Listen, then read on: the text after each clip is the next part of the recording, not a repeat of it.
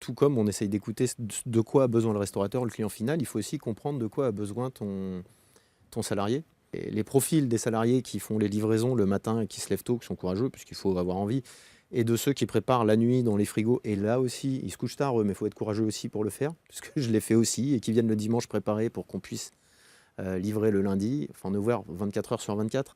Personne, je leur rappelle quand on se réserve des moments d'échange, que finalement c'est eux qui créent de la valeur. Autant c'est les clients finaux qui nous payent tous, hein. Donc il faut que le client final soit satisfait pour que le restaurateur soit satisfait, puisse nous donner des sous. Le restaurateur il n'invente pas de sous, l'argent arrive du consommateur final et ensuite remonte et rémunère chacun des maillons de la chaîne d'approvisionnement.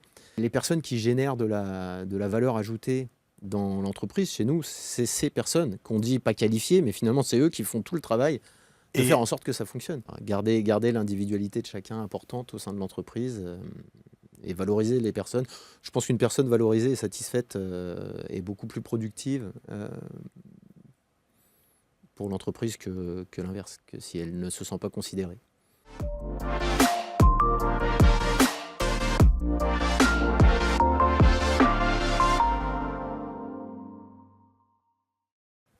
Et si je vous racontais une histoire? Et si je vous racontais une histoire d'entreprise? Et si je vous racontais l'histoire de Gusto Mio, une entreprise assez intéressante? Vous allez voir, on a la chance d'avoir aujourd'hui Laurent Knib avec nous. Bonjour Laurent. Bonjour Emmanuel. Qui est le fondateur de cette entreprise, qui n'est pas une petite start-up de l'année. On est vraiment déjà sur une belle entreprise. Ça fait combien de temps? 10 ans que tu existes? Eh ben, écoute, on va fêter les 10 ans dans quelques mois. Déjà. 10 ans. Parce que moi, j'ai l'impression d'être toujours une start-up. Qui est née hier. Comme les enfants, ils sont nés hier. D'accord. Alors, bon, donc voilà. Donc, c'est pas hier, c'était il y a 10 ans. Mais tu vas nous raconter un petit peu cette aventure entrepreneuriale. Tu vas nous raconter évidemment ce que cette entreprise fait, à proprement dit. Et puis, ta vision aussi de ce qu'est le monde de l'entreprise aujourd'hui en France. Donc, merci d'avoir accepté cette invitation et de passer par ABC Talk Entreprise pour pouvoir parler. La caractéristique ici, c'est de parler avec beaucoup d'authenticité. On est comme à la maison et on parle entre nous pour que ça inspire un maximum de personnes. D'abord, pour devenir client de cette entreprise, évidemment, et aussi que ça inspire des entrepreneurs, des dirigeants pour se lancer dans l'aventure s'ils le souhaitent, parce que c'est ça qui compte, c'est que notre pays bouge un petit peu sur l'aspect entrepreneurial. Alors, Gusto Mio, né il y a 10 ans, ça fait quoi comme entreprise? C'est quoi son objet en vrai, en fond? Eh ben, écoute, il y a 10 ans, j'étais avec ma compagne, on avait un restaurant italien. D'accord. Et un restaurant italien. Donc tu es restaurateur. Restaurateur initialement, qu'on a tenu une dizaine d'années ensemble. Et dans une recherche d'amélioration continue de ce qu'on faisait au sein du restaurant, je me suis retrouvé bloqué avec les fournisseurs que j'avais. Je ne trouvais plus exactement... Par rapport à la qualité ou à la diversité? La qualité, la diversité, c'était un tout. Les prix aussi. Qui étaient très chers. Qu'on aurait toujours souhaité pouvoir avoir un peu moins cher. Et puis aussi cette envie de savoir ce qu'on sert, ce qu'on met dans les assiettes. On est tous, je ne sais pas, mais moi en tout cas, je sais que par exemple, j'aime bien rencontrer le producteur du vin que je vais boire, j'aime bien aller rencontrer le producteur du foie gras. Donc ma compagne étant italienne, on allait régulièrement en Italie et j'ai décidé un jour d'aller voir si je pourrais pas, par hasard, connaître les producteurs des produits qu'on servait au restaurant. Et tu n'avais pas d'idée particulière à ce moment-là? Peut-être te sourcer en direct, c'est ça? C'était un peu l'idée d'aller chercher mes produits pour moi et j'ai demandé à quelques personnes de mon entourage s'ils étaient intéressés à participer à cette aventure pour mutualiser, parce que par principe, un grossiste, c'est quelqu'un qui doit acheter en gros et dégrossir. Donc tout seul, on avait la chance d'avoir une activité avec un petit peu de volume, mais pas assez peut-être pour commencer. Donc ça part d'une idée simple. Ça part d'une idée simple, de recherche de qualité et puis surtout de chaussures à son pied, quoi. Vraiment d'avoir quelque chose de complètement paramétré par moi-même, pour moi-même, en tant que restaurateur. Et c'est peut-être ce qui est intéressant et ce qui fait que ça a fonctionné par la suite, c'est que je l'ai créé, enfin c'est finalement un restaurateur qui a créé quelque chose pour un restaurateur. Non pas avec une démarche de grossiste peut-être, pour savoir qu'on sera dans les marges, on n'a pas réfléchi chiffres, on a réfléchi d'abord client final, puisque quand j'ai monté l'entreprise, je le faisais entre deux services où je servais mes clients.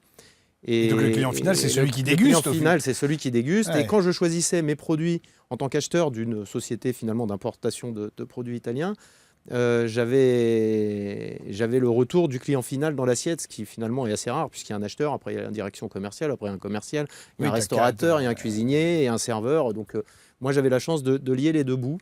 Et peut-être que c'est ce qui m'a permis de constituer finalement un catalogue de produits qui répondait exactement à ce que cherche le client final. Donc, le restaurateur cherchant à satisfaire le client final, un produit qui convenait au restaurateur. Et évidemment, en achetant, j'ai essayé de faire en sorte que ça convienne mon activité de grossiste, c'est-à-dire acheter un peu moins cher que ce que je revends, puisque nécessairement, on a besoin au final d'avoir une marge commerciale qui nous permette de vivre. La gloire. Exactement. Donc ça commence. Ça commence en dans 2015, ton resto. Au restaurant, et puis j'ai pris une plateforme logistique à côté du mine de Rungis qui s'occupe de faire toutes les prestations logistiques, puisque c'est ce qui est difficile au début, qui réceptionne, qui prépare et qui relèverait les clients. Et voilà, ça a pris. Un ami m'a suivi, 2, 3, 5, 10, 20. Et puis au-delà de 20, j'ai commencé à avoir une personne qui était une personne extérieure à mon cercle d'amis. Ouais. Et là, tu te dis, on a commencé à se dire, il faut pousser. J'ai cherché des locaux. Les locaux, c'est très coûteux, mais pareil, j'ai un propriétaire aujourd'hui des locaux que je loue qui a eu envie de me faire confiance et qui a accepté que je rentre dans des locaux qui étaient peut-être un peu grands pour ton activité pour l'activité, voilà, pour la taille qu'avait l'entreprise, mais elle avait envie d'y croire. Et puis, finalement, chez ce locataire, on a agrandi 2 fois chez eux, et aujourd'hui, on se retrouve avec des locaux à côté du mine de Rungis, plus de 4500 mètres carrés. Ah oui, c'est pas la petite bicoque de chantier. Avec, on a 4500 mètres carrés sur tri-température, donc on fait des produits surgelés, des produits frais et des produits ambiants, avec nos camions qui livrent tous les jours sur Paris. Tu as tes camions en propre maintenant. On a une vingtaine de camions qui tournent tous les jours. On a environ 300 livraisons, 300 clients par jour livrés par Gusto Mio. Voilà, c'est allé... Ça allait vite en fait. Je trépignais, je trouvais que ça allait pas assez vite au début. Ça s'est accéléré, ça a stagné parce que le Covid nous a donné une petite période ah oui, tu as passé le Covid un peu quand moins même. Facile. Voilà, ouais. C'était...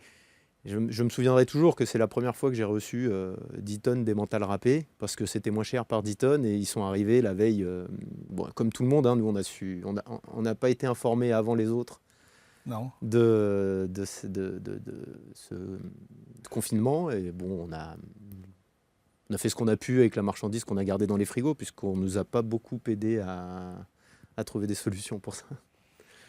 Et on est reparti, sortir du Covid. L'activité a continué à se développer. C'est ça. Peut-être parce qu'on répondait justement à une demande des professionnels. Et quand tu parles du client final, finalement, c'est un discours que peuvent tenir beaucoup d'entreprises, de fournisseurs, de grossistes. Oui, moi, mes produits sont de qualité, je suis bien placé en prix. Tout le monde le dit, ça. Donc, qu'est-ce qu'il y a vraiment de différent ? Moi, je pense qu'il y a plusieurs choses qui sont différentes. C'est que tout le monde le dit, aimerait bien le faire, mais tout le monde n'a pas vécu la mise en œuvre du produit en réel. Aujourd'hui, moi, je dirige une entreprise. On va être 65, je crois, aujourd'hui. Quand même, hein. Quand même. Oui, c'est ce que je me dis quand je le vois. 65 personnes. Moi, je disais toujours qu'on était 50, jusqu'à ce qu'on me dise non, Laurent, on n'est pas du tout 50, on est 65. Tu ne les vois pas arriver. Et aujourd'hui, je dirige donc cette entreprise, et je serais bien incapable d'aller faire ce que je faisais, d'aller chercher cette expérience que j'avais de servir le client final avec les produits que j'ai. Et d'ailleurs, les produits que j'ai aujourd'hui dans mon entrepôt sont toujours ceux avec lesquels j'ai démarré, puisque je les ai choisis, et j'ai choisi de continuer à faire confiance à ces producteurs. Et régulièrement, tu rentres d'autres produits. Je pense que j'ai vécu cette mise en place que peu, voire pas d'autres de concurrents auront eu la chance de vivre, de faire. Ensuite, en tant que restaurateur, certainement peu de grossistes ont été restaurateurs avant, donc je connais aussi les attentes des restaurateurs. Dans le conditionnement, dans le conditionnement, dans la gamme aussi, parce qu'on essaye de répondre à des problématiques d'approvisionnement, on essaye de leur faciliter la vie et de comprendre où est leur vrai besoin et les conséquences surtout. Parfois on peut faire des erreurs, ou eux d'ailleurs. Il peut y avoir quelqu'un qui a oublié de passer une commande, quelqu'un qu'on n'a pas livré parce qu'un produit était en rupture. Et pour un grossiste, c'est une petite erreur de plus. Mais quand on sait que le restaurant, si jamais on n'honore pas, par exemple, la livraison de mozzarella, doit fermer puisqu'il ne fera pas de pizza s'il n'a pas de mozzarella. Une fois qu'on est conscient de ça, vous avez fait une erreur ou on a fait une erreur, c'est dommage, ça n'existe pas. On sait qu'on va jusqu'au bout aller chercher, satisfaire le client, quoi qu'il en coûte, j'ai envie de dire. Donc toi, tes clients principaux sont les restaurateurs. Oui. Même si tu as toujours en tête, et ça c'est important de le souligner, ce client final, c'est-à-dire celui qui déguste dans l'assiette, hein, j'ai bien compris. Et ça, je pense que c'est important de le dire parce que c'est un élément différenciant pour le coup. C'est eux nos clients finalement, c'est eux qui payent tout le monde. C'est eux qui payent tout le monde, mais bon, c'est pas avec eux que tu négocies. Pas du tout. Donc c'est les restaurateurs, ce sont que des restaurateurs italiens ou est-ce qu'il y a d'autres restaurateurs qui font des produits italiens ? Je pense qu'on fait une moitié de restaurants français, de belles brasseries à Paris. C'est un réseau de brasseries de qualité à Paris et région parisienne. Et une autre moitié plutôt sur la restauration italienne, quelques boulangeries, chaînes de boulangeries. Ça reste une plus petite partie de notre activité.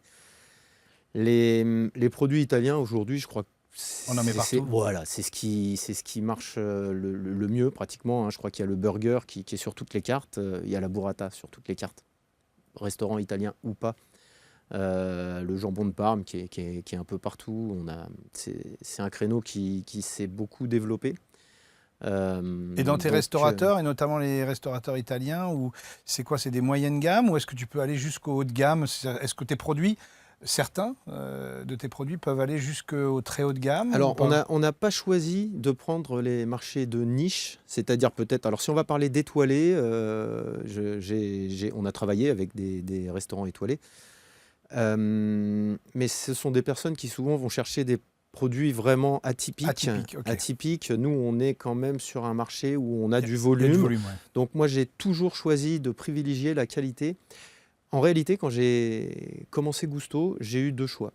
Parce qu'inévitablement, en absorbant un intermédiaire, qui était le grossiste, en devenant moi-même mon propre grossiste, pour le restaurant, j'ai eu le choix soit d'acheter des produits de même gamme, moins chers, et par conséquent de gagner plus immédiatement, puisque j'achète moins cher la même chose, c'était facile. Et moi, j'ai fait le deuxième choix, qui était celui de continuer à payer le même prix, mais pour une marchandise meilleure. Meilleure qualité. Voilà, ce qui veut dire que j'achetais ma mozzarella, par exemple, 5 €. Aujourd'hui, 5 €, j'avais celle qui théoriquement coûtait 7 ou 8. Et j'ai dit, moi, je vais dans mon restaurant garder tout pareil, et je vais continuer à payer le même prix, et continuer à vendre d'ailleurs le même prix. Sauf que j'ai proposé une qualité supérieure. Et encore à chaque fois cette obsession du client final. Et d'amélioration. Ouais. Et en fait, ce qui s'est passé, on n'a pas gagné un petit peu plus parce qu'on achetait un petit peu moins cher.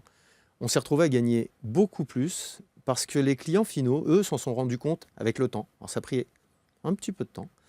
Mais au fur et à mesure, les clients se sont rendus compte qu'en réalité, on proposait une qualité supérieure probablement à quelques confrères, quelques concurrents. Et ça nous a généré beaucoup de volume. Et le volume a généré finalement des marges intéressantes. Donc chez Gousto, j'essaye de rester sur ce créneau, c'est rester sur des produits plutôt quali, plutôt bon marché, enfin d'essayer de ne pas trop valoriser ce que ça doit être valorisé, mais pas sans plus.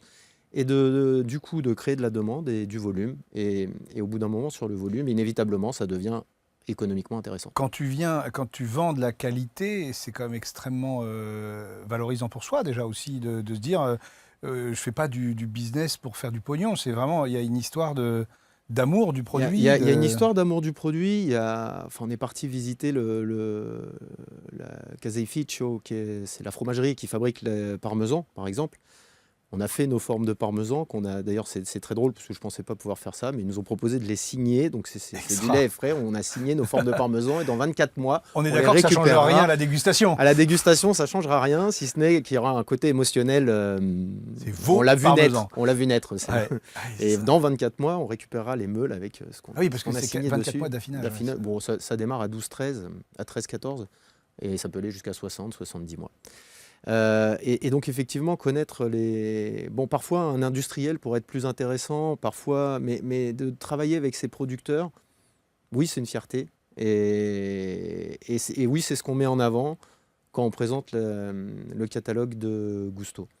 Donc tu vends pas du... Pardon, excusez-moi par avance, mais tu vends pas du métro? Alors... les produits métro. Alors les produits métro, alors on fait le catalogue s'est élargi, on fait du beurre, du lait, de la crème, qui sont des produits qu'on appelle plutôt de commodité. Et sur ce type de produit, à un moment, on ne peut pas faire l'impasse que de travailler avec des industriels et des produits que tu viens d'appeler des produits métro. On en a évidemment, de la crème liquide, du beurre, du lait. Ceux-là, ils sont fabriqués en France pour le coup. Ceux-là sont fabriqués en France. On a élargi notre gamme, on a aujourd'hui presque 2000 références. Mais quand si je rentre chez un restaurateur pour lui présenter mon entreprise, je lui dirais que nous sommes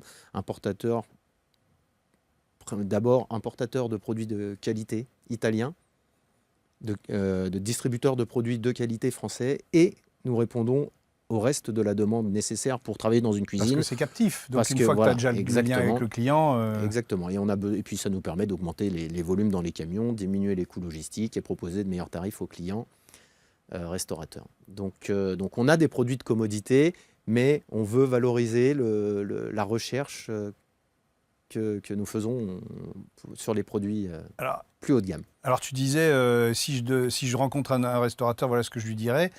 C'est encore toi qui fais le commercial avec 65 personnes? Alors là en réalité, j'aimerais beaucoup pouvoir continuer à le faire. C'est vrai, ça te parce plaît? Que oui, c'est des relations humaines. Et moi, j'aime les relations humaines, j'aime rencontrer des personnes nouvelles, j'aime satisfaire mes clients. Et du coup, bon, j'ai perdu le lien. C'est la seule chose qui est peut-être...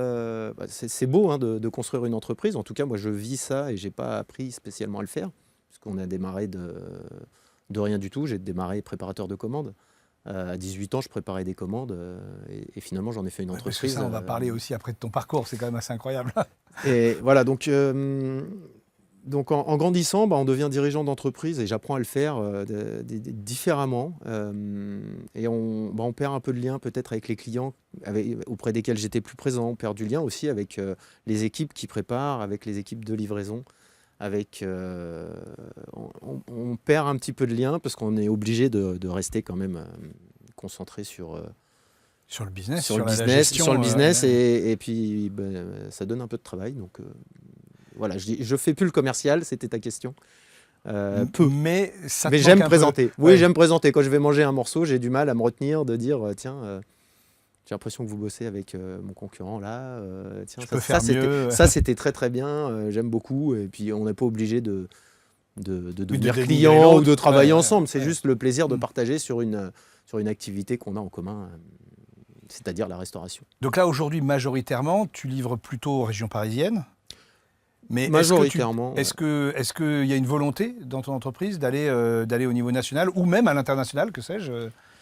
Alors, volonté d'être national, oui. On livre déjà toute la France, puisqu'on envoie sur la Côte d'Azur. On a un client dans les Alpes, on a Lille, les Sables d'Olonne. Mais voilà, je connais les destinations, pas toutes, mais on a une vingtaine, une trentaine de clients dans toute la France. Et oui, effectivement, on aimerait aller chercher le national, parce qu'à Paris, on a cette chance d'avoir un bassin d'activités très, très riche, ouais. ce qui permet d'avoir un nombre... on a beaucoup de concurrents, et la concurrence s'attire vers le haut, puisqu'on essaye tous de faire mieux que le voisin pour tirer son épingle du jeu. Quand tu vas chercher des clients en province, parfois, il y a moins d'offres sur la qualité, celle que nous avons. Donc, comme je t'ai dit, pas de produits de niche, mais des produits plutôt qualité qu'on ne voit pas tous les jours. Il y a une belle place à prendre parce que ces gens-là, souvent, n'ont plus trop le choix que d'aller chez... Alors, on a cité Métro, hein, qui est une chaîne nationale. Oui, il y a des bons produits avec qui je travaillais quand j'étais restaurateur. Voilà, il n'y a rien à redire. Métro répond à une demande et heureusement qu'ils sont là puisqu'ils font vivre beaucoup de commerces. Mais souvent, ils y vont sur des chaînes nationales qui sont des chaînes internationales qui livrent au national et qui n'ont pas l'agilité que nous pouvons avoir en tant que petite PME pour répondre. Pas si petite, tu vois, 65. Hein. J'aimerais rester dans cette gamme. Dans cette gamme pour pouvoir être agile, répondre à des... On a des clients qui nous demandent des produits spécifiques et on va chercher directement ces produits spécifiques pour les satisfaire. Tu as un restaurateur qui a un produit qui n'est pas sur ton catalogue, qui te dit « moi j'aimerais bien avoir ce type de produit », tu es capable de lui dire « bah écoute, ouais, je vais te le trouver, je vais le sourcer. » Ouais, parfois ça peut aller même assez vite. On veut alors plus on grandit effectivement, parce qu'on a des contraintes de qualité, hein, il faut savoir ce que tu as dans l'entrepôt, il faut de traçabilité. C'est hyper réglementé l'alimentation. C'est très réglementé, donc en réalité quand on est tout seul, on trace tout et c'est facile. Une fois qu'on est plus nombreux, il y a la structure qui s'alourdit. Et pour moi, l'enjeu aujourd'hui dans cette entreprise, c'est de réussir à lui laisser l'agilité d'une entreprise telle qu'elle pouvait être, qu'on était une dizaine, une vingtaine, alors qu'on est beaucoup plus nombreux. Et pour ça, je crois que la solution, c'est de faire confiance à nos équipes et de leur donner un pouvoir de décision et de gestion important. Alors, il faut surveiller que ce soit bien fait, mais pour garder cette agilité, il faut laisser de la responsabilité aux équipes. Aujourd'hui, on y arrive encore. Je sais qu'on a référencé de nombreux produits déjà depuis le début de l'année pour répondre à de nouveaux concepts, de nouvelles idées, ou tout simplement une nouvelle carte, une nouvelle entrée d'un chef. On va chercher les produits. Alors toi, ton histoire, tu as fait des études spéciales pour devenir entrepreneur, pour dirigeant, tu as un bac plus 10. Voilà, à peu près. Tout ça, c'est ça l'histoire. Moi, j'aimais pas trop l'école. Hein. Non, c'était pas mon truc. Et j'ai du coup arrêté dès que j'ai pu. Donc j'ai mes parents qui m'ont poussé, qui voulaient absolument que j'aille jusqu'au bac. Alors j'ai été jusqu'au bac. Ça leur fait plaisir. Voilà, j'ai fait acte de présence, mais le principe c'était pas de l'obtenir, c'était surtout d'y être allé puisque c'était une demande. Voilà. Et j'ai commencé à travailler à 18 ans. J'avais envie de rentrer dans la vie active. Je me suis dit que j'avais pas besoin de l'école pour ça. Posteriori, je me dis que si j'avais passé un peu de temps à l'école, peut-être que j'aurais grillé quelques étapes, mais finalement, je suis content de là où je suis, donc j'ai aucun regret du parcours que j'ai eu. Donc j'ai commencé, j'étais dans une boîte d'intérim qui m'a dit mais vous pouvez pas travailler si vous n'avez pas de chaussures de sécurité. Je dis c'est pas un problème, je suis allé en acheter, je suis revenu et du coup ils m'ont trouvé un travail chez Universal Music, je me souviens. Quel est le rapport avec les chaussures de sécurité? Qu'on prépare des commandes. Dans les entrepôts, on a besoin de chaussures de sécurité. Et donc, c'était Universal Music et c'est marrant, c'est assez important. On va y revenir à Universal Music. Et j'ai appris à préparer des commandes, à manœuvrer des engins de préparation de commandes, à passer des cassettes. J'ai été livreur, j'ai été commercial, j'ai vendu un petit peu de vin. Tu as fait toutes les étapes, en fait. Voilà. Et puis j'ai été dans la restauration ensuite. Quand on a eu nos enfants, je suis rentré plus dans la gestion du restaurant. Oui, parce que pour le coup, tu as 2 enfants. Trois petites filles. De moins en moins petites aussi. Hein. Oui, c'est marrant, ces trucs-là, ça pousse. Ça pousse tous les ans. Donc si tu me demandes les âges, je suis un peu embêté parce qu'ils sont tous en train de changer là, ces jours-ci. Mais... Ah oui, c'est ça. Mais bon, j'ai 3 petites filles d'environ 10 ans. Et donc, j'ai fait effectivement tous les métiers de la chaîne. Et quand j'ai monté mon entrepôt, j'avais toutes ces compétences de savoir préparer une commande, de savoir livrer, ça vaut de des servir études, d'un ça rayon. C'est quand même pas mal, non? Là, on n'était pas dans la théorie, on était dans la pratique. Voilà. Et tu pouvais en parler en connaissance de cause. Voilà. Et puis surtout, aujourd'hui, si je parle avec n'importe lequel des salariés qui travaille chez moi, je suis capable de lui montrer, je suis capable de le faire, je suis capable de comprendre sa problématique puisque je l'ai probablement vécu. Donc ça te rend peut-être plus proche de tes collaborateurs, non? Je pense, oui, je pense. Et puis j'ai pas envie de m'en détacher, moi je trouve que c'est important, même si je peux plus avoir ce lien, c'est ce que je disais tout à l'heure, je peux plus avoir ce lien direct, mais... Et donc dans l'aventure, donc tu montes ton resto avec ta femme, vous avez 3 enfants, et donc tu as cette idée simple et en même temps folle, parce que partir de zéro. Voilà, et donc à partir de quel moment tu te dis dans ta tête tu n'es plus restaurateur, tu es patron d'entreprise, donc de l'entreprise de grossiste? À partir du moment où en fait, c'est pas moi qui ai décidé, c'est l'entreprise qui a décidé. Quand c'était trop gros, à un moment donné, elle m'a absorbé au fur et à mesure. Au début, je gérais ça entre deux services. J'envoyais quelques mails pour que la gestion je commandais une palette en Italie, j'envoyais au transporteur qui me l'apporte sur Rungis. À Rungis, je leur disais, vous prenez un sac de farine, 3 cartons de mozza et puis 2 boîtes de tomates. Et vous les livrez là. Et puis après, 1, 2, 5, 10. Et puis après, au début, tout va bien parce que c'est facile. Hein. Il y a 5 palettes, 3 clients, tout tourne. Et puis après, il commence à y avoir un truc qui n'est pas arrivé. Il commence à y avoir un chauffeur qui a déchiré un sac. Il commence à y avoir un problème, 2 problèmes, 5, 10. Donc une jeune fille m'a rejoint pour nous aider, pour m'aider au début. Pendant que moi, je faisais le service au restaurant, elle continuait à prendre les commandes, à valider les achats. Et puis de fil en aiguille, quand j'ai pris mon entrepôt, je me suis retrouvé à travailler de 3h du matin à 22h, 6 jours sur 7, parce que j'arrivais plus. Mais tu t'exploses en vol. Il y a eu des périodes difficiles. Il y a eu des périodes plutôt difficiles. Bon, j'avais l'âge aussi, je crois, où j'avais la forme et l'énergie pour le faire. Là, aujourd'hui, quand je regarde derrière, j'ai toujours très envie de faire beaucoup de choses, mais je ne sais pas si j'aurai l'énergie de refaire ce que j'ai fait pour... c'est pour ça qu'avec l'âge, on a la sagesse qui arrive et on a besoin de moins pédaler pour avancer à la même vitesse. Et voilà, je pense. Mais il faut avoir appris à pédaler. C'est ça. Toi, t'as pas eu le choix, on t'a poussé. Ah bah là, tu t'es poussé tout seul dans les descentes, il n'y avait pas de frein. Ouais, c'est ça. Sans frein et ça... Et donc, alors du coup, là, tu prends l'entrepôt et là, tu peux faire autrement. Donc, tu te consacres uniquement à ton entreprise. Et du coup, le restaurant, ça reste toujours à toi avec... Alors, aujourd'hui, non. Laura, on a repris la gestion. Donc, ta femme ? Avec ma femme, mon ex-femme. Ex-femme, ex-femme, voilà. Ouais, on n'est plus ensemble.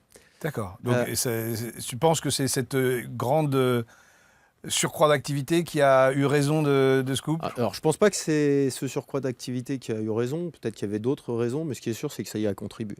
D'accord. Donc, c'est pas facile d'être entrepreneur, d'être dirigeant et d'avoir une vie de famille équilibrée. Mais même aujourd'hui, hein, moi, j'ai mes enfants. Et quand j'ai mes enfants, parfois, j'aurais plus envie de ne plus avoir l'entreprise pour être un peu plus tranquille. Ouais. Et puis parfois dans l'entreprise, et c'est horrible, des fois je me dis, j'ai les enfants et là j'aurais besoin, je voudrais pouvoir rester concentré. Je ne peux pas dire qu'ils ne soient pas là parce que c'est pas vrai, ce ne sera jamais ça, c'est extraordinaire. Mais quand même, parfois j'aimerais pouvoir rester, quand on a des soucis, on veut les régler. Et hier soir j'avais quelques soucis et je suis rentré. À un moment, il faut dire, tant pis, on va les laisser parce que c'est un moment en famille. Oui, c'est parfois à gérer. Des arbitrages pas faciles. Parce que d'une certaine on apprend manière, à le faire. Hein, tes collaborateurs, alors je sais, ça peut paraître pour les internautes qui nous regardent un peu paternaliste comme vision des choses, mais quand tu es un dirigeant, c'est aussi un petit peu tes enfants. Enfin, je veux dire, tu es chargé tu as une responsabilité vis-à-vis de... J'ai une responsabilité, c'est des enfants, je ne sais pas si c'est des enfants, en tout cas c'est des collaborateurs proches. On a des gros problèmes aujourd'hui, a priori, en France, je dis a priori, hein, parce que moi je le vis peu, mais je le sais qu'il existe ce problème, c'est le recrutement. C'est difficile de trouver des salariés. Moi, c'est un problème que j'ai jamais eu, mais que j'avais pas dans mon restaurant déjà.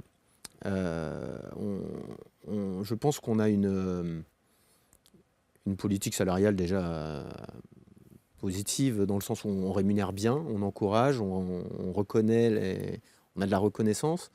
Et je crois que les salariés le sentent. Et c'est pareil chez Gusto. Donc moi, à partir du moment où vous ne perdez pas de salariés, vous avez besoin d'en chercher moins. Alors forcément, moi, pour passer de 0 à 65, à un moment, j'ai dû en chercher au moins 65. Plus quelques-uns sur le turnover. Mais c'est vrai que j'ai beaucoup de salariés qui sont là depuis longtemps, qui deviennent des amis, qui deviennent des personnes importantes dans ma vie. Ce qui est étonnant, c'est que tu as une diversité aussi très forte. Tu as une masse salariale qui est aussi très non qualifiée, comme on dit. Ce n'est pas désobligeant, hein, c'est-à-dire que ça ne nécessite pas un diplôme et qui sont sur de la main-d'œuvre, etc. Et ça, c'est normalement les populations les plus volatiles. Oui. Et alors toi, tu arrives à les fidéliser. Et on arrive à les fidéliser, puisqu'on essaye tout comme on essaye d'écouter de quoi a besoin le restaurateur, le client final, il faut aussi comprendre de quoi a besoin ton salarié. Ça veut dire, tu t'occupes vraiment du salarié, de sa vie aussi ?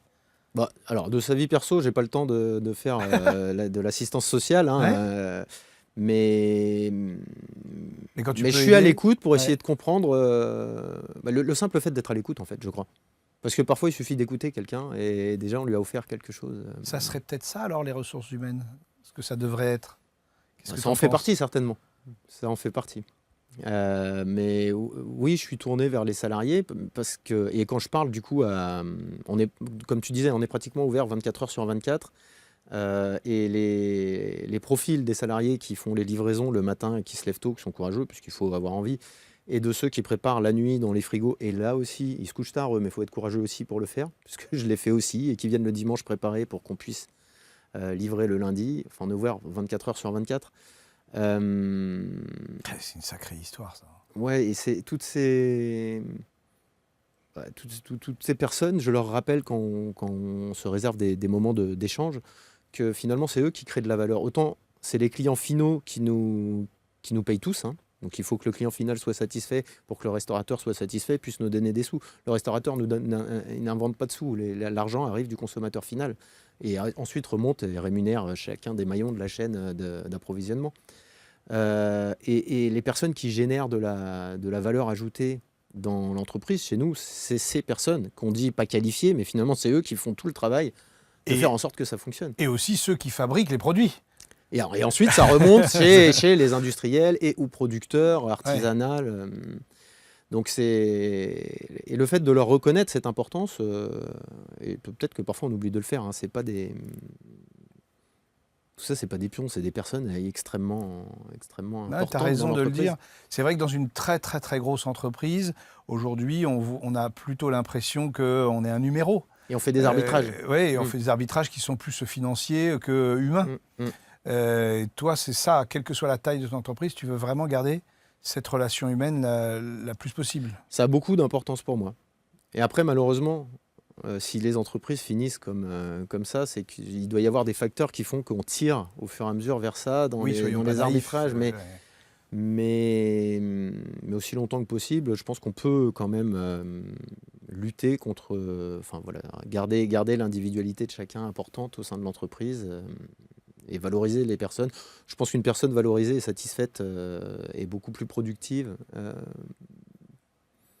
pour l'entreprise que l'inverse, que si elle ne se sent pas considérée. Oui, c'est un scoop, hein. C'est-à-dire qu'ils ont fait même une étude à Harvard en disant que quelqu'un d'heureux était 2 fois plus productif que quelqu'un de malheureux. Ça paraît tellement logique dit comme ça, il a fallu qu'on fasse une étude pour le vérifier. Mais toi, c'est instinctif, quoi, pour toi. Pour être heureux, je crois qu'il il faut donner de l'importance. Et donner de l'importance, on a des problèmes parfois avec les clients, et quand j'entends parler de soucis, parfois, le simple fait de prendre le téléphone, moi, et d'appeler le client pour lui dire, écoutez, vous avez eu un problème. Parce que souvent, on a l'impression que les clients ont l'impression qu'on ne s'occupe pas d'eux, ou que s'il y a des problèmes, Non, c'est important. On est en train de gérer, on sait qu'il y a un problème, et on ne sait même pas si on va vous trouver une solution. Par contre, on sait que votre problème, il est important. Et juste ça, en général, ça suffit à remettre un dialogue et une satisfaction client, alors même qu'il y a un problème, de lui dire, on vous prend en considération. Et on travaille à résoudre ces problèmes. Et parfois, il y a besoin de temps. Mais oui, c'est pour ça. Ce qu'on a régulièrement comme retour, c'est des entreprises ou des clients qui n'arrivent pas à simplement joindre l'entreprise et encore moins à résoudre leurs problèmes. Alors que là, toi, non seulement tu réponds, mais tu vas mobiliser ce qu'il faut, et par contre, tu n'as pas de solution miracle. Quand ça ne veut pas, ça ne veut pas. On a des problèmes, on a même des problèmes qu'on a du mal à résoudre. Hein. Mais par contre, quand on a une croissance aussi rapide, non, mais c'est ça, quand on a une croissance aussi rapide, il y a des problèmes qui se présentent naturellement, gentiment, quotidiennement. Et il y a un très très bon moyen de résoudre les problèmes, c'est d'avoir des personnes qui ont de l'expérience au sein de l'entreprise et qui savent réagir quand les problèmes se présentent. Et le problème, c'est que la boîte a explosé tellement vite qu'au bout d'un moment, nous, en fait, on n'avait personne qui avait d'expérience dans l'entreprise. Donc, personne qui savait réagir quand les problèmes se présentaient. Et pendant un moment, c'était très, très difficile. Aujourd'hui, on commence à avoir des équipes mixtes d'anciens, de personnes qui sont arrivées plus récemment. Et on résout nos soucis de manière plus sereine qu'il était une fois. Quand on est entrepreneur, il y a une chose dont on est sûr, c'est que des emmerdes ou des épreuves, on va en avoir. On va en avoir. Donc il faut mieux les anticiper et tant mieux, c'est ce qui fait l'excitation un petit peu et le fait que tout le monde fasse pas la même chose. Hein. S'il n'y avait aucun problème, tout le monde ferait la même chose. Il faut avoir envie de les gérer, ces problèmes. Moi, j'aime gérer les problématiques Les problèmes, parfois un peu moins. J'aime bien régler des problématiques. Et ce que je déteste, c'est les problèmes inutiles. Parce qu'on a l'art aussi parfois de se créer des problèmes inutiles à des endroits. Par exemple. Ouais, alors je pourrais en avoir beaucoup. J'en ai un qui me vient à l'esprit et qui pourrit la vie, ma vie et celle de certainement beaucoup d'entrepreneurs. Mais la croissance rapide fait qu'on est peu couvert par des assureurs crédits. Des assureurs crédits, donc des assurances crédits, c'est lorsqu'un fournisseur travaille avec moi, étant donné qu'on parle de chiffres qui peuvent avoir des montants très très élevés, le fournisseur prend une assurance sur le fait que je payerai mes créances. Ah, ok. Et ces assureurs vont auditer les comptes de l'entreprise et donner un montant de garantie. Et en réalité, ce montant de garantie, ce sera souvent le montant auquel le livreur se plafonnera dans les livraisons. C'est lui qui décide combien les fournisseurs vont pouvoir me vendre de marchandises. Sinon, il faut que je paye d'avance. Et quand on a une forte croissance, on n'a pas de trésorerie, sauf si on fait appel à des fonds d'investissement ou alors qu'on ait la chance de naître avec beaucoup d'argent, ce qui peut arriver aussi. Voilà, c'était pas mon cas. Grave, mais c'était pas mon cas. Et j'ai refusé, j'ai pas d'associé, j'ai refusé de faire entrer des fonds d'investissement puisque je veux être totalement autonome et libre dans mes décisions. Donc aujourd'hui, on a refusé pour le moment, en tout cas, de faire entrer du capital financier dans l'entreprise. Mais du coup, on a des comptes, on a une entreprise qui fonctionne, qui a toujours gagné un petit peu d'argent. C'était jamais extraordinaire, mais bon, on ne peut pas voir tout, la croissance, les résultats. Enfin bon, l'histoire peut être belle, je veux dire, à un moment, on ne peut pas tout avoir. Et donc nous, on se retrouve avec des comptes toujours un petit peu publiés, un peu plus vieux que la situation de l'entreprise, puisqu'elle est en croissance permanente. Et du coup, on se retrouve avec des couvertures d'assurance insuffisantes par rapport au volume qu'on achète. Et on se retrouve avec des fournisseurs qui voudraient qu'on paye d'avance parce que les assureurs ne l'ont pas donné, alors même que nous, on aurait besoin de payer plus tard. Et finalement, on se retrouve parfois à ne pas pouvoir payer, à ne pas pouvoir être approvisionné, alors même qu'on paye toutes nos factures dans les temps, et on se retrouve sans marchandises parfois. Et ça, pour moi, c'est un problème bien inutile. Ça n'existe pas avec les artisans. J'imagine que c'est avec des industriels. Alors c'est plutôt avec les industriels, déjà parce qu'avec les artisans, on a une relation de confiance. On a une relation de confiance. Donc je demande par contre, et nous, on s'applique à les payer dans les temps parce que c'est des personnes aussi qui ont besoin que la trésorerie, c'est important pour tout le monde. Ouais. Mais dès lors que vous travaillez avec des entreprises qui sont des industriels, le commerce est séparé de la finance et c'est bête et discipliné. Et donc nous, on se retrouve très très très embêtés à cause des assurances, des assureurs crédits, qui ne nous couvrent pas suffisamment par rapport à notre activité. Puis en échangeant avec en lui demandant ce qu'on pouvait faire, à un moment il m'a dit écoutez, je vois très bien que tout va bien, mais comme on ne sait pas si un jour ça ne va pas, on ne saurait pas où venir chercher l'argent, donc pour le moment on vous bloque. Et pour être très honnête, moi j'ai eu très peur que l'entreprise coule juste à cause de ça, parce qu'un jour ils ont tout coupé d'un coup et du jour au lendemain vous vous retrouvez à plus pouvoir acheter. Et quand vous n'avez pas d'argent et qu'on vous demande quelques centaines de milliers d'euros, enfin moi quand j'ai pas d'argent, si on me demande 10 balles, je les ai pas, 1000 je les ai pas, mais c'est 100, 200, 300 000 euros à sortir d'un seul coup pour avoir de la marchandise, puisque on parle en centaines de milliers d'euros, je les ai pas non plus. Oui, parce que pour le coup, toi, tes restaurateurs, ils ne te payent pas au cul du camion. Alors, les restaurateurs, c'est pas les meilleurs payeurs. Donc tu n'as pas l'argent, toi.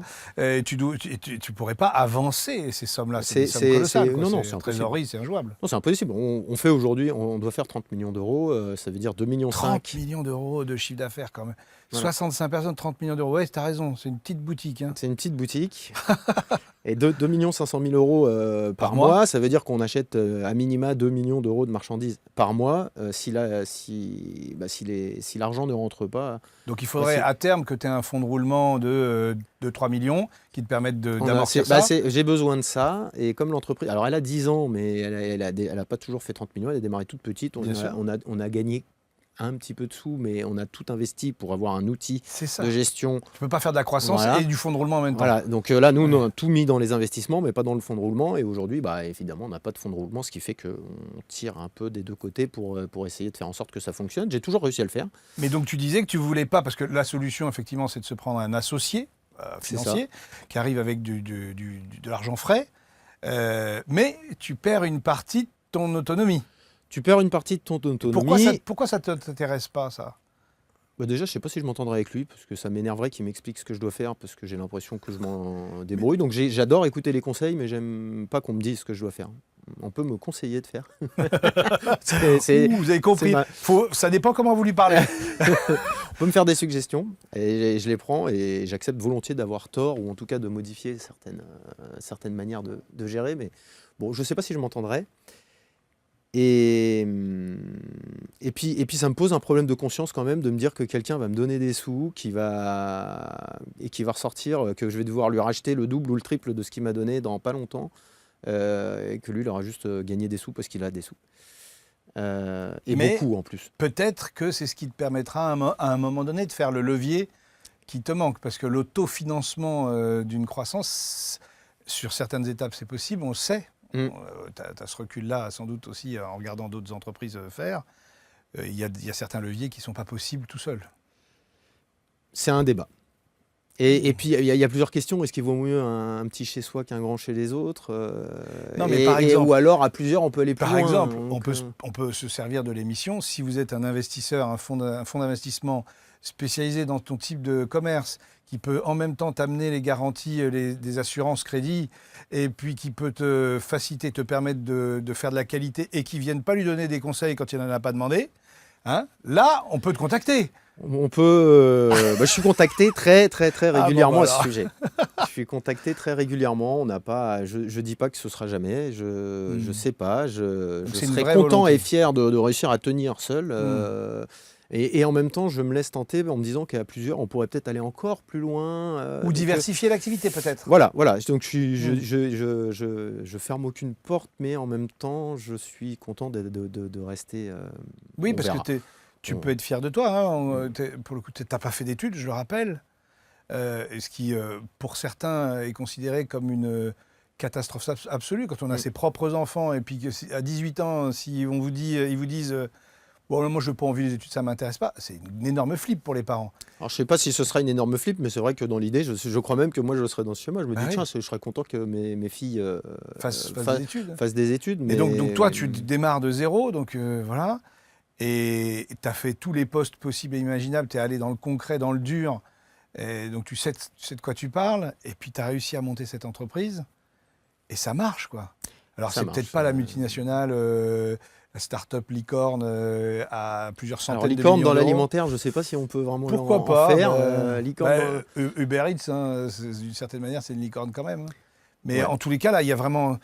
Tu peux être fier de ce que tu as déjà fait. J'en citerai une autre que Uber Eats. Alors, si on doit rapporter ça à la food, ce sera Choco, parce que c'est une licorne française et il n'y en a pas beaucoup. Et c'est Choco, c'est une application de prise de commande pour les restaurateurs avec lesquels on travaille, que moi j'ai vu arriver en France au tout début et avec qui on a développé, on a beaucoup communiqué. On travaille très bien ensemble. Et voilà. Mais quitte à citer une licorne, autant que ce soit une française et une que je connaisse. T'as bien raison. Et félicitations à eux aussi. Oui, carrément. On les recevra peut-être avec plaisir, s'ils veulent venir nous expliquer cette incroyable aventure. Toi, quand tu nous as un peu raconté ton parcours, et c'est très inspirant, parce que, encore une fois, évidemment qu'on encourage les jeunes, quand ils savent ce qu'ils vont faire, à faire des études, à essayer au moins d'aller chercher des compétences, etc. Mais c'est possible aussi de le faire sans, donc ça c'est important. Et puis, ce qui est surtout hyper inspirant dans ton modèle, c'est qu'on peut faire une grosse entreprise, parce que 30 millions de chiffre d'affaires, 65 salariés, 4500 mètres carrés d'entrepôt. Enfin, c'est une belle boutique. Et on n'y arrive pas si facilement que ça, donc c'est un vrai job. Donc ça, c'est inspirant. Et tu y arrives, toi, en préservant ce qui nous est cher ici sur ABC Talk Entreprise, ces valeurs humanistes, d'écoute,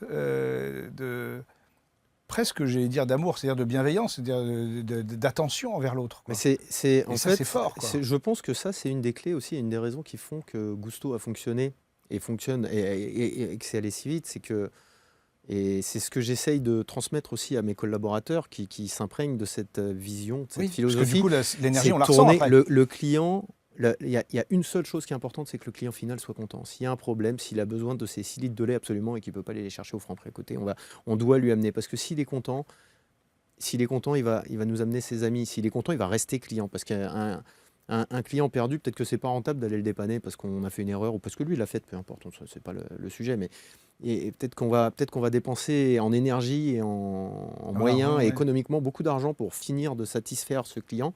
Mais ce client, s'il part, s'il part, il est parti. S'il reste 10 ans, il m'aura fait gagner 100 fois le petit effort que j'aurais fait cette fois-ci. Le client doit absolument être content. Et quand il n'est pas content, il faut absolument faire le maximum pour le satisfaire quand même. Et c'est souvent...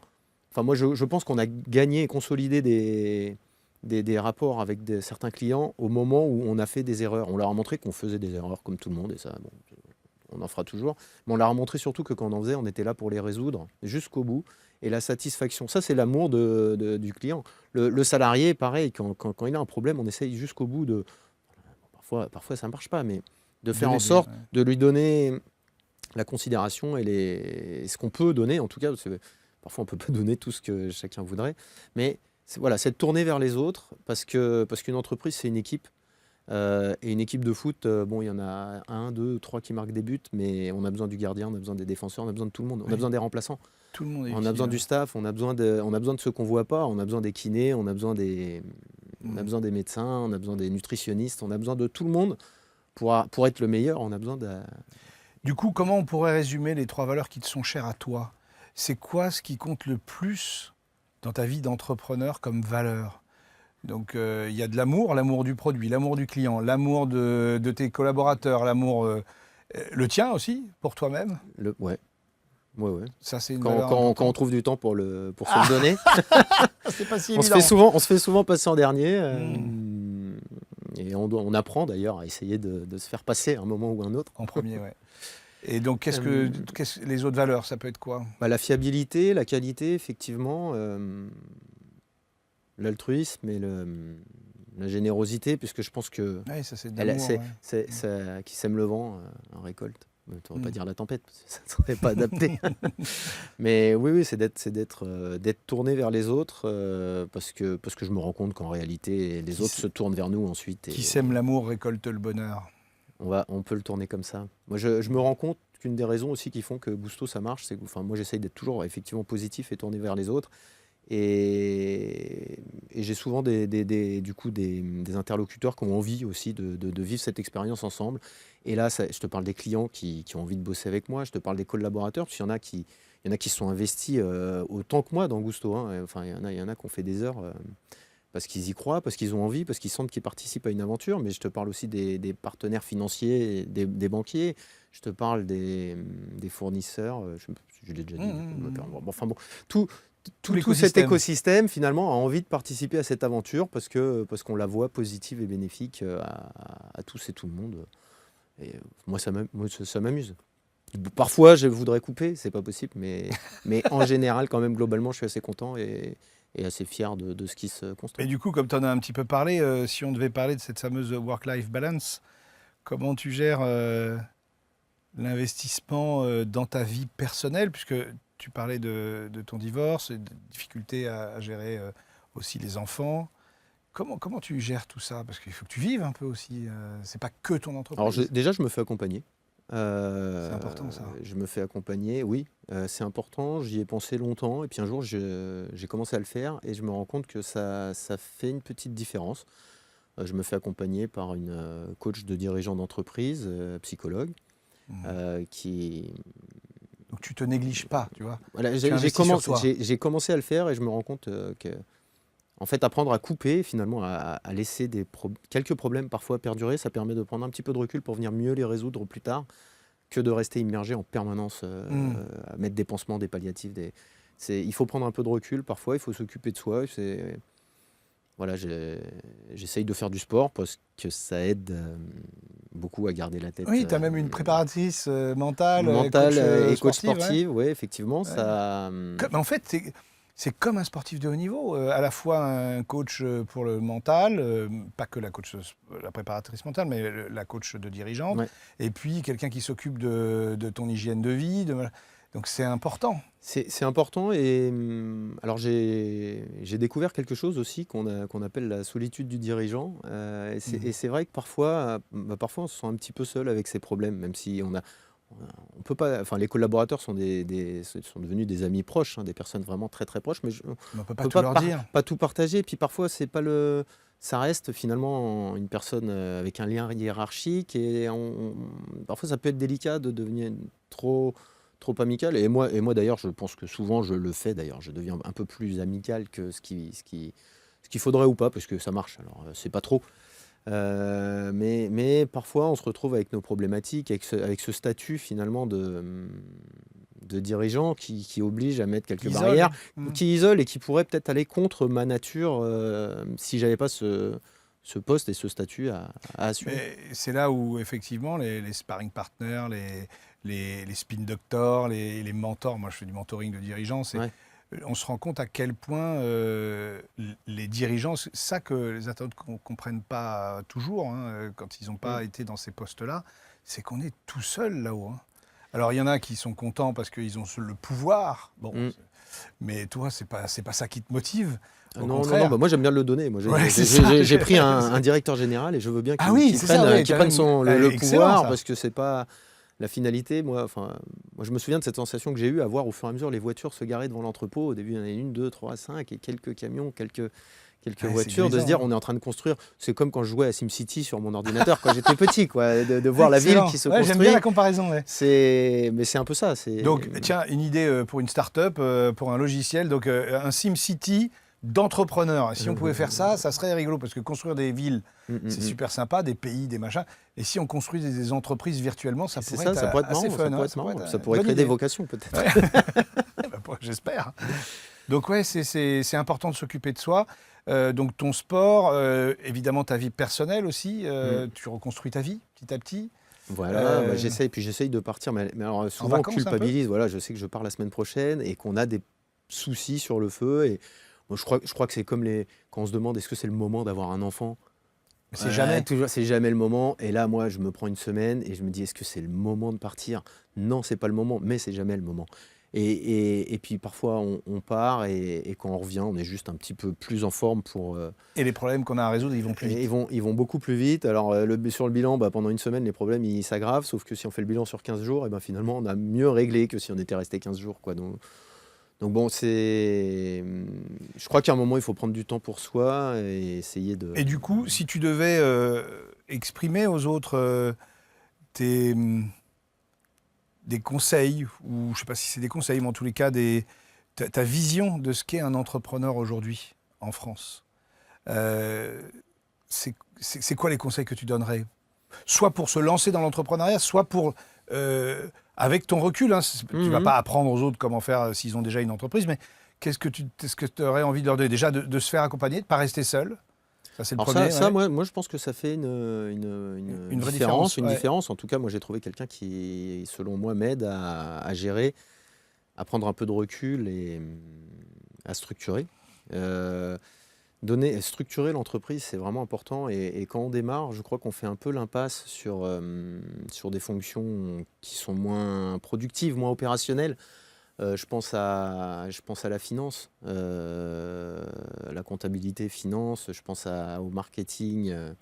Récemment, j'ai commencé à m'entourer d'une entreprise qui mettent des jobs en temps partagé, ce qui me permet d'avoir une directrice marketing d'un niveau extrêmement élevé, que tu n'aurais pas pu te payer, largement supérieur à ce dont on peut se payer Gusto aujourd'hui, même à 65 salariés. Hein.